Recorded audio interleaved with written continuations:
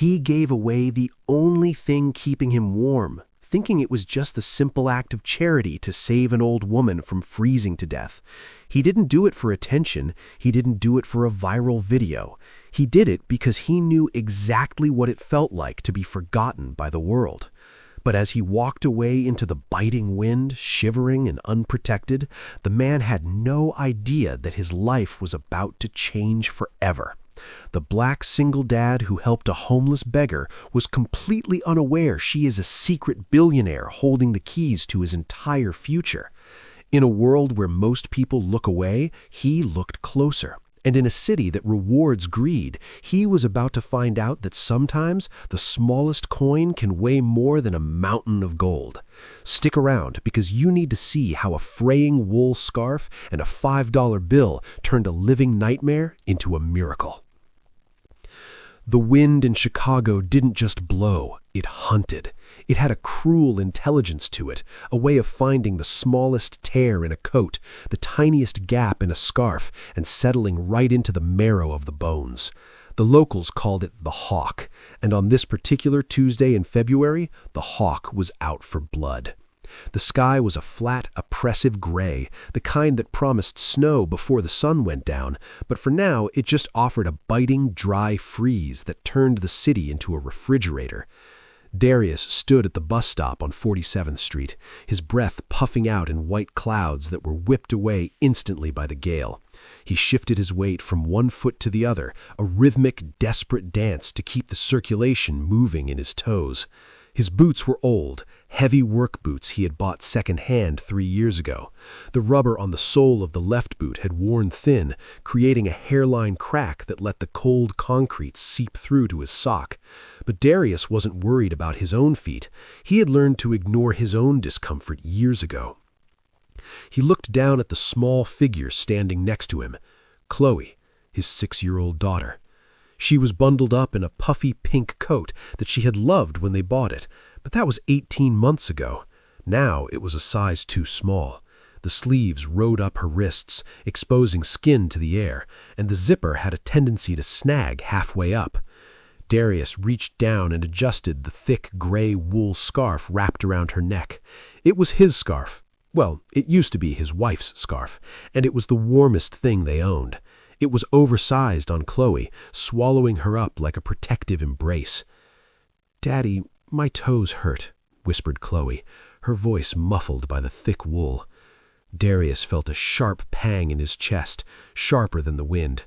It was the specific, crushing guilt of a parent who cannot provide the basics.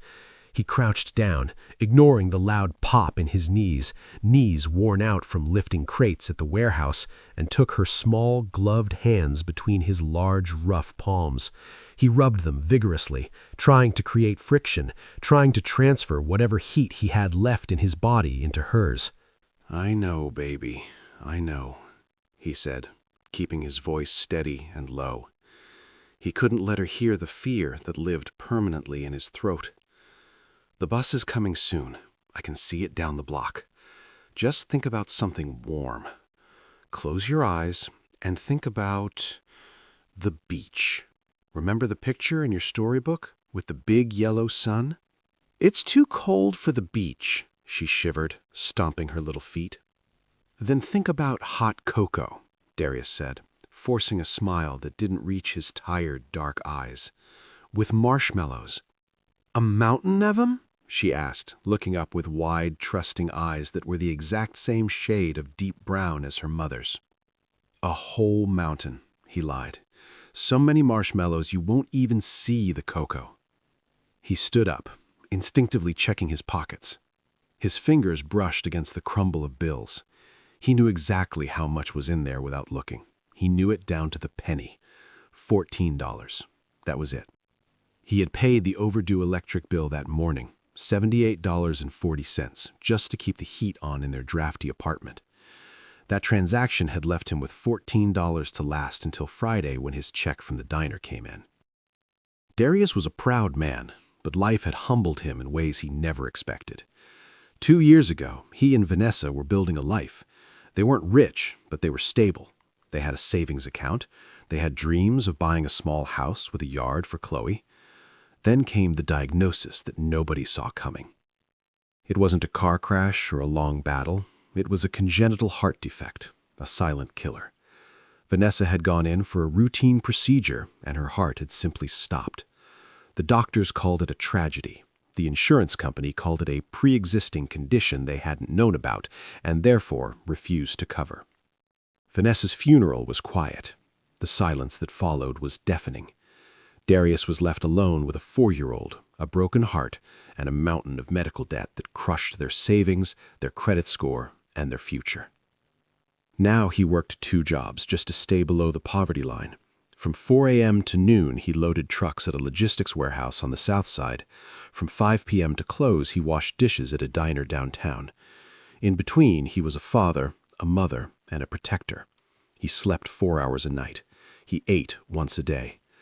But lately he felt like no matter how hard he ran, the ground was crumbling beneath his feet.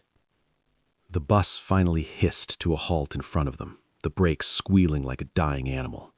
The doors folded open, releasing a blast of stale, warm air. Darius lifted Chloe onto the steps, flashing his monthly pass to the driver, a heavyset man who looked as tired as Darius felt and didn't even look up. They made their way to the back, finding a seat near the heater vent. The warmth was painful at first, stinging their frozen skin, but then it settled in. Darius let his head rest against the vibrating glass window. As the gray city rolled by, liquor stores, check-cashing places, abandoned lots, Darius closed his eyes for a second. He was tired. Not just sleepy, but a deep spiritual exhaustion that made his limbs feel like lead.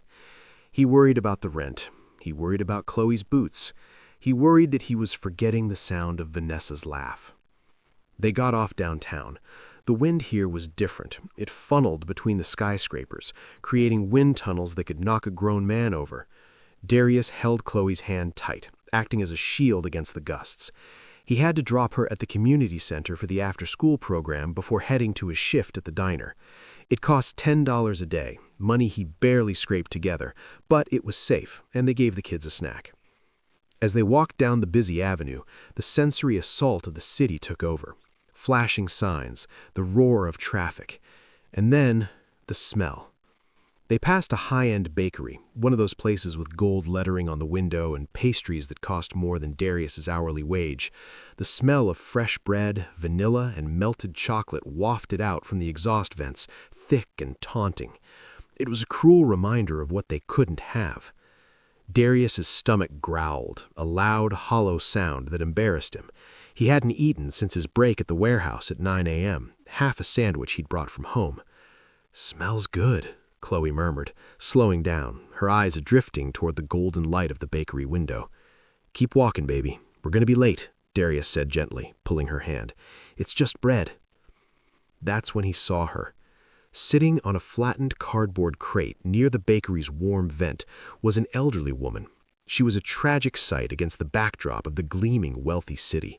She was wrapped in layers of mismatched wool, an oversized men's coat that was stained and torn, a skirt that had seen better decades, and boots that were held together with duct tape.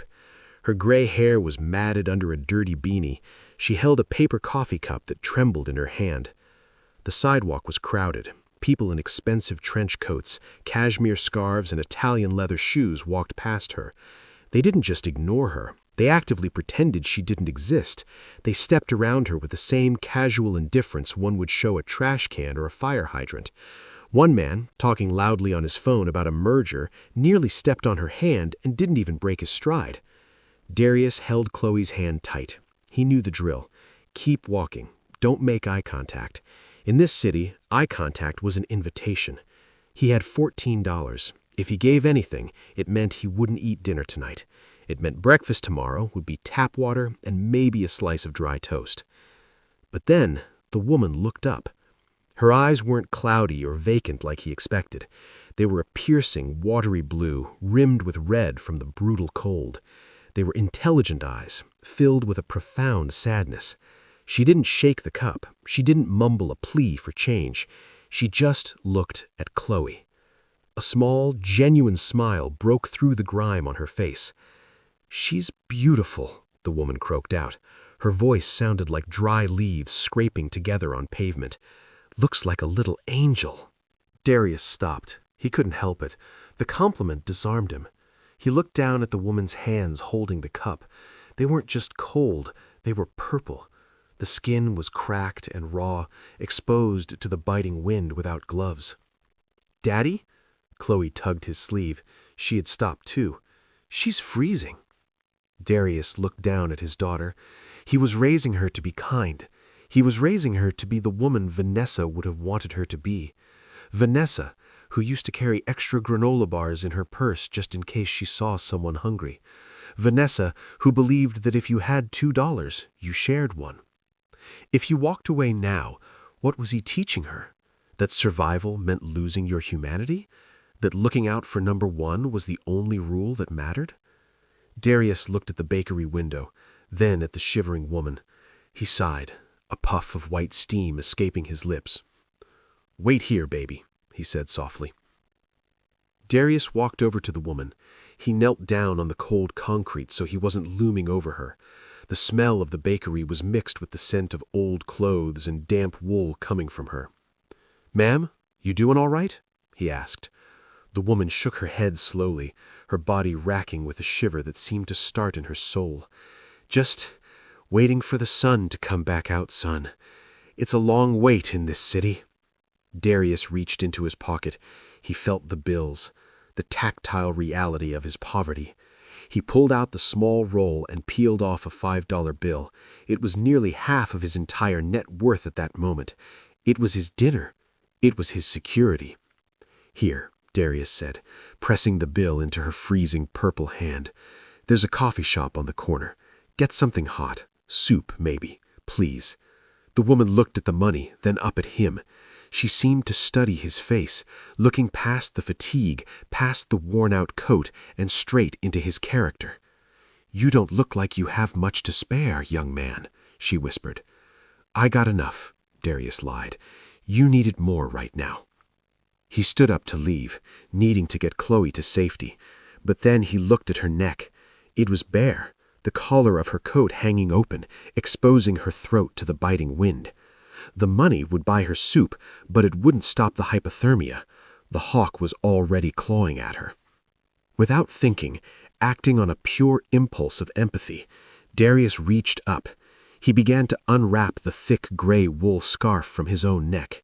He hesitated for a fraction of a second. This scarf was his armor. Vanessa had knitted for him the winter before she died. He remembered sitting on the floor while she worked the needles, the click-clack sound filling the room. It still smelled faintly of her lavender detergent even after 2 years. It was the only thing that made the Chicago winter bearable. But looking at this woman, shivering on a crate, Darius knew Vanessa would have already given it to her. "Take this too," he said, wrapping the scarf gently around the old woman's shoulders. He tied it snug, just the way Vanessa used to do for him. "My neck's tough. You keep that heat in." The woman touched the scarf, her fingers lingering on the soft wool. For a second, a strange spark flashed in her eyes, not just gratitude, but something sharper. Recognition? Shock? It vanished as quickly as it came, replaced by a profound softness. "Bless you," she whispered. "What is your name?" "Darius," he said. "And this is Chloe." "Darius," she repeated, testing the weight of the name on her tongue. "I won't forget you, Darius."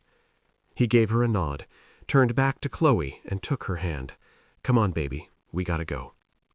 As they walked away into the wind, Darius's neck felt instantly naked. The cold rushed in, biting at his throat, sending chills down his spine that made his teeth chatter. He hunched his shoulders, gritting his teeth against the freeze. He was colder than he had ever been, the wind feeling like ice water pouring down his back. But as he looked down at Chloe, who was smiling up at him with pride in her eyes, his heart felt a little lighter. He was freezing, yes. He was hungry, yes. But he was human. If you were listening to this, and you have ever given your last dollar to help someone else, knowing it would cost you, please take a moment to like this video. It costs nothing to show support, but it means the world to us. 2 days later, the universe decided to test Darius's resolve. The days following the encounter had been brutal. Without his scarf, the morning shifts at the warehouse were agony. The loading dock doors were always open, and the wind whipped through the facility. Darius had caught a chill that settled deep in his chest, making him cough as he lifted heavy crates. But he powered through. He had rent to pay. On Thursday evening, he arrived at the diner for his shift. His stomach was knotting with hunger. He had skipped dinner the night before and lunch today to save the remaining $9 for Chloe's needs: milk, cereal, and bus fare. He was counting on the shift meal, a burger and fries the cook usually let him have before the dinner rush, to keep him going. But when he reached the front door of the diner, the lights were off. Darius blinked, confused. It was 5 p.m. The diner should be bustling with the early dinner crowd. He pulled on the handle. Locked. He took a step back and saw a piece of paper taped to the glass. It was hastily written in marker. Closed for emergency renovations, indefinitely, due to burst pipe and structural damage. The words blurred before his eyes. Indefinitely. Panic, cold and sharp, pierced his chest. It felt like a physical blow. He banged on the glass, hoping someone was inside. Hello? Hey, Stan, is anyone in there? Silence. Just the reflection of his own desperate face in the dark glass. He pulled out his phone, his hands shaking, and called the manager. It went straight to voicemail. Hey, this is Stan. Leave a message. We're closed until the insurance sorts this out.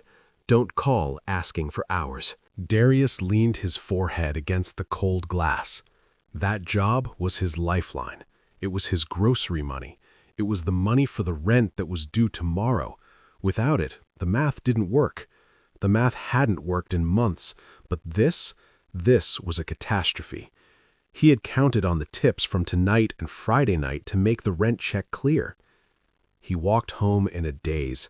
The city seemed louder, meaner. Every car horn sounded like an insult. Every lit window in the high-rise apartments above felt like a mockery of his situation. He saw people laughing in restaurants, eating warm food, and he felt a bitter bile rise in his throat. When he got back to their small apartment, the air inside was stale and chilly. He hadn't turned the heat up past 60 degrees to save money. The apartment was clean, but bare.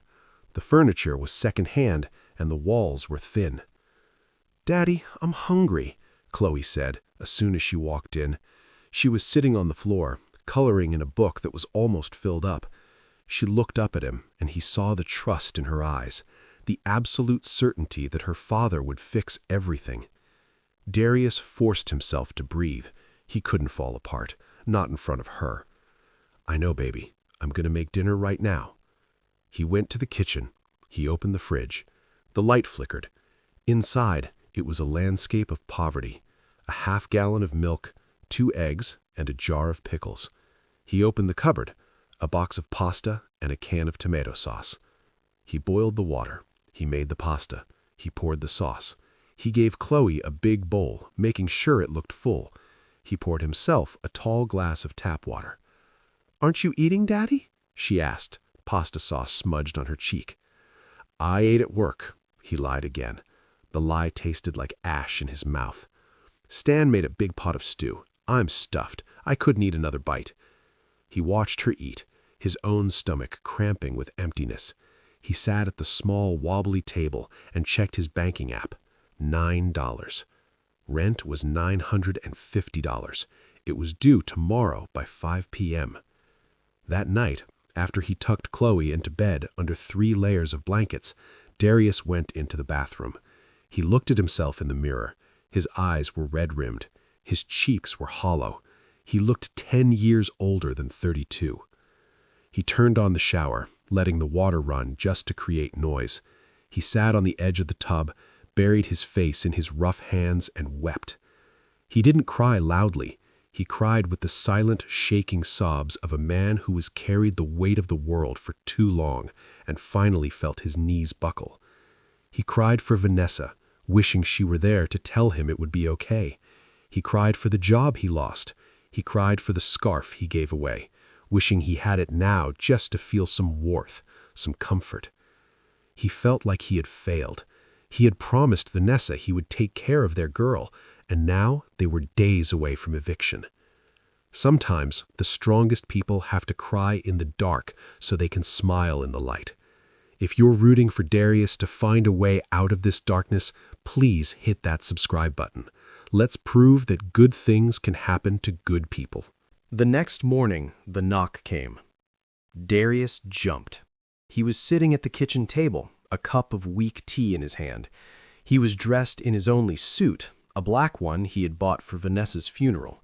It was a little tight in the shoulders now, and the cuffs were fraying, but he had ironed it crisp.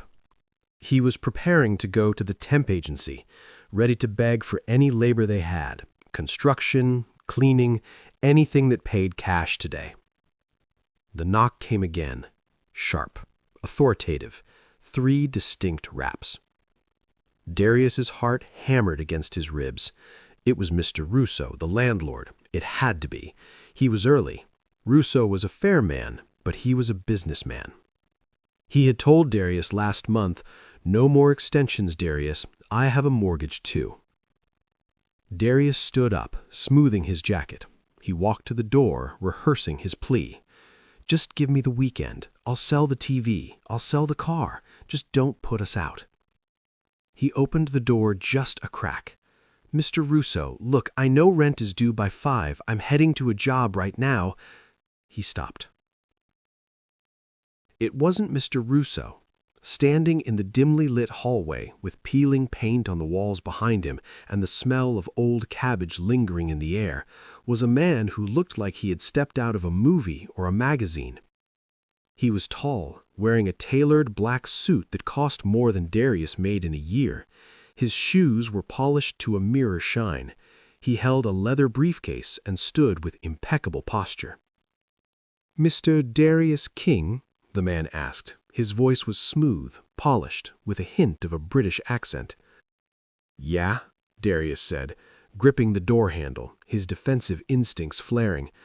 "Who are you? If this is about the medical bills, I told the agency I'm paying $10 a month. It's all I have. You can't just show up at my house." "I am not a debt collector, Mr. King," the man said gently, raising a gloved hand in a gesture of peace. "I represent the estate of Mrs. Eleanor Sterling." Darius frowned, confusion overriding his fear. "I don't know an Eleanor Sterling. You got the wrong guy." Arthur smiled. It was a kind smile, not the shark-like grin of a lawyer. "You met her 2 days ago, on 47th Street. You gave her $5 and a gray wool scarf." Darius blinked. The world seemed to tilt slightly on its axis. "The homeless lady? Is she okay? Did something happen to her? Did the police take her?" "She is quite well. In fact, she is better than well. She would like you to join her for lunch. She has sent a car." Darius looked past Arthur. Through the dirty window at the end of the hall, he could see down to the street. A sleek black Rolls-Royce was idling at the curb. It was massive, pristine, and looked like a spaceship landed in the middle of his crumbling neighborhood. A group of neighborhood kids had gathered around it, pointing and staring, afraid to touch it. I have to look for work," Darius stammered, his brain struggling to catch up. "I lost my job yesterday. I have rent due. I can't just go to lunch with a lady from the street."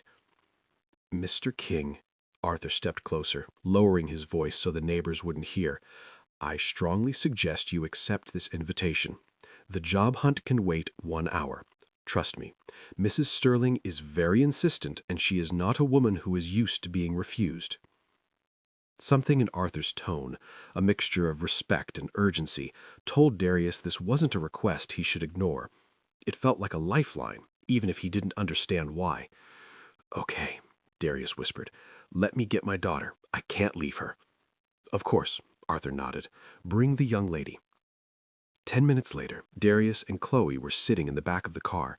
The interior was unlike anything Darius had ever seen. The seats were made of cream-colored leather so soft it felt like butter. The air smelled of expensive mahogany and fresh rain. It was quiet. The chaos of the street outside was completely silenced by the thick glass. Chloe's eyes were wide as saucers. She ran her hand over the window controls, afraid to press anything. "Daddy, is this a rocket ship?" she whispered loudly. "Might as well be, baby," Darius muttered, looking out the window as his neighborhood faded away. They drove north. They left the cracked sidewalks and the liquor stores behind. They passed through the bustling downtown, then through the affluent suburbs, and finally they entered an area Darius had only seen on the news or in movies. The houses here weren't houses, they were estates, massive stone structures set back behind iron gates and perfectly manicured hedges. The trees were old and tall. The air even looked cleaner.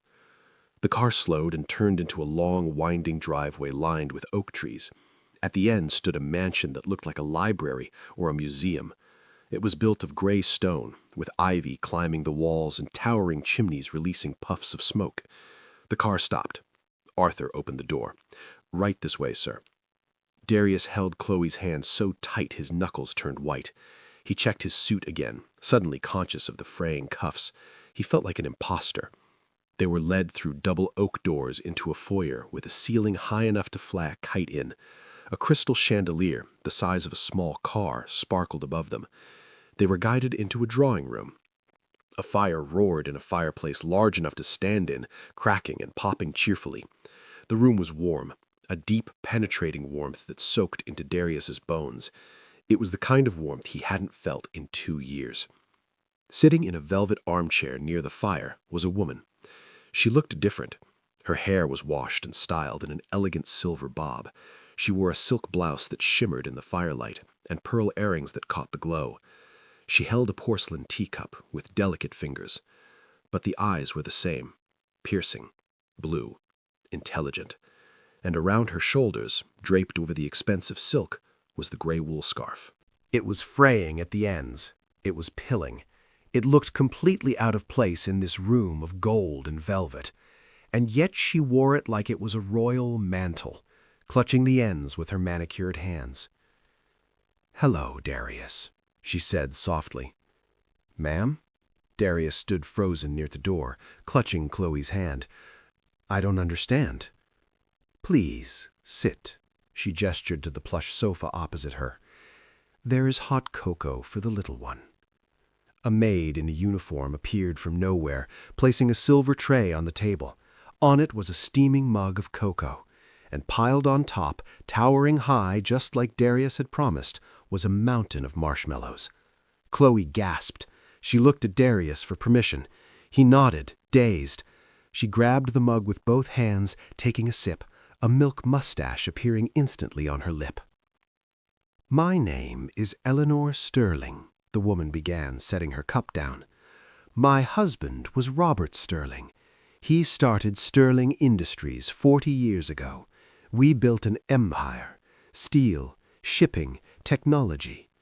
When he passed away 5 years ago, he left me everything. Billions, Darius. More money than one person could spend in 100 lifetimes." She looked into the fire, her expression growing somber. "But wealth is a strange thing. It builds walls, high, thick walls.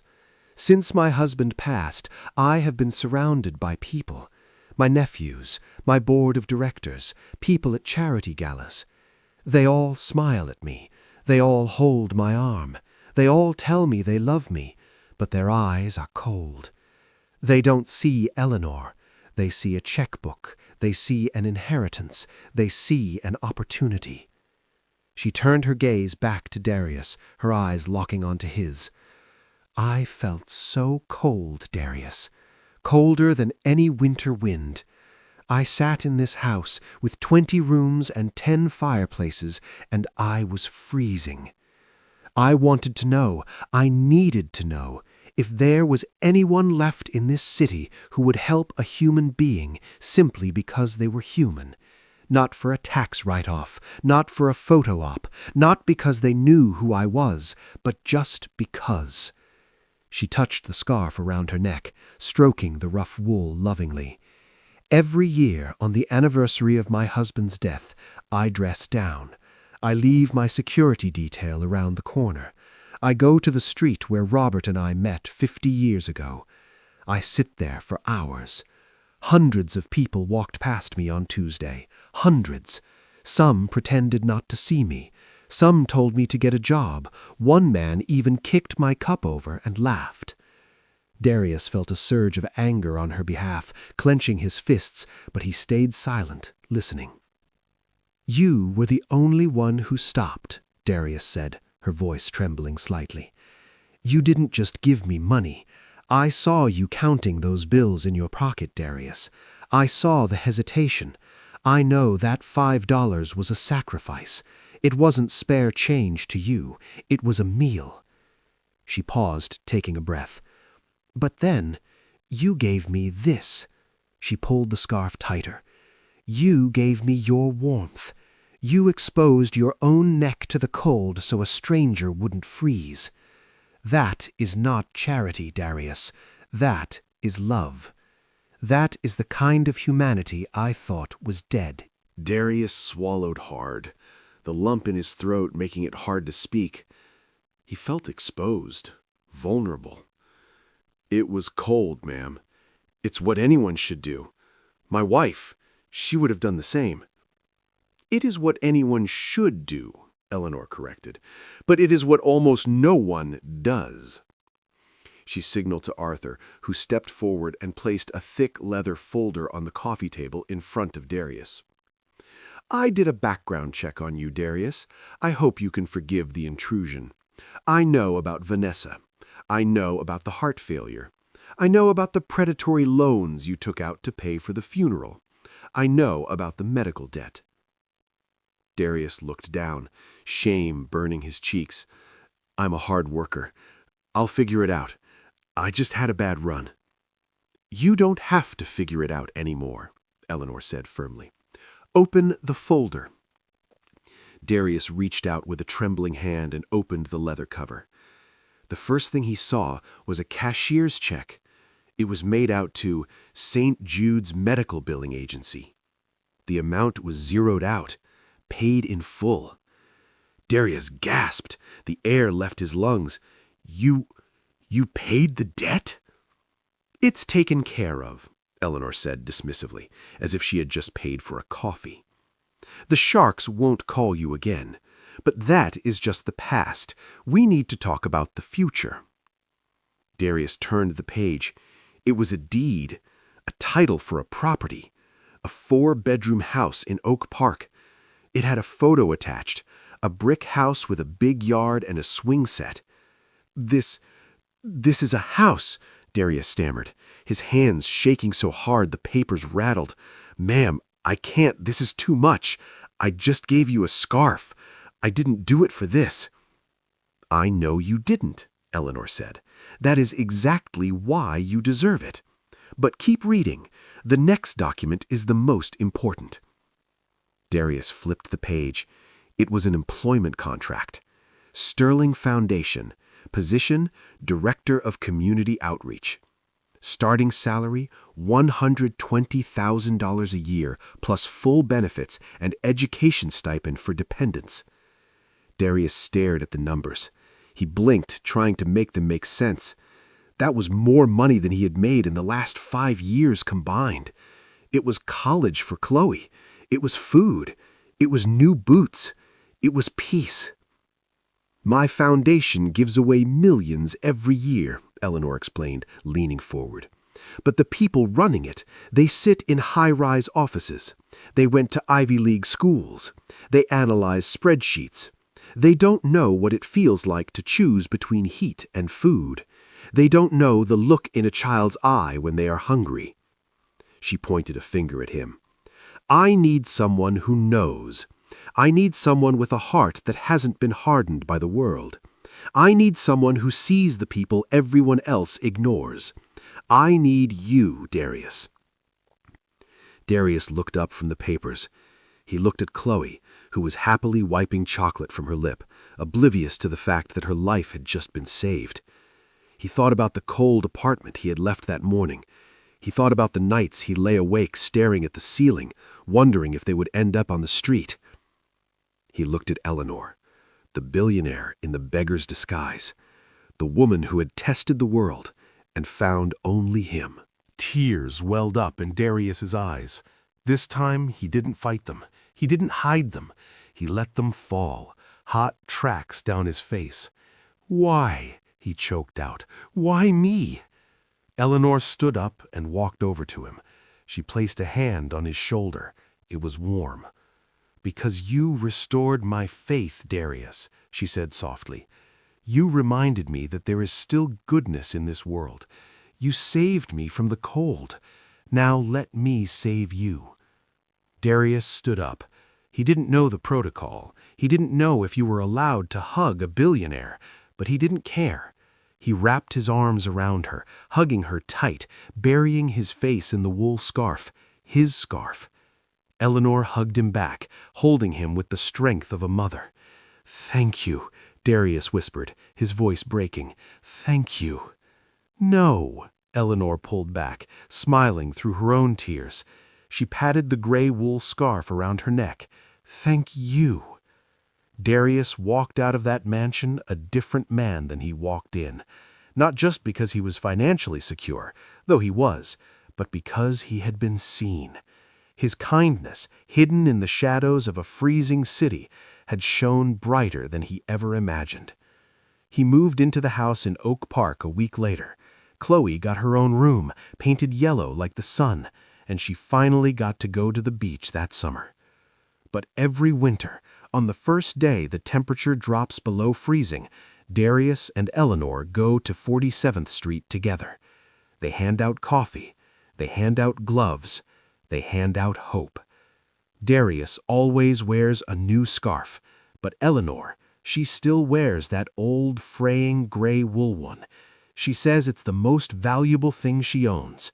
She says it reminds her that even in the coldest winter, the human heart can still provide warmth. This story reminds us that we never know who we are helping. It might be an angel, a billionaire, or just a soul in need. But the reward for kindness isn't always money. Sometimes it's simply keeping the world warm enough for all of us to survive. If this story touched your heart, please share it with someone who needs hope today.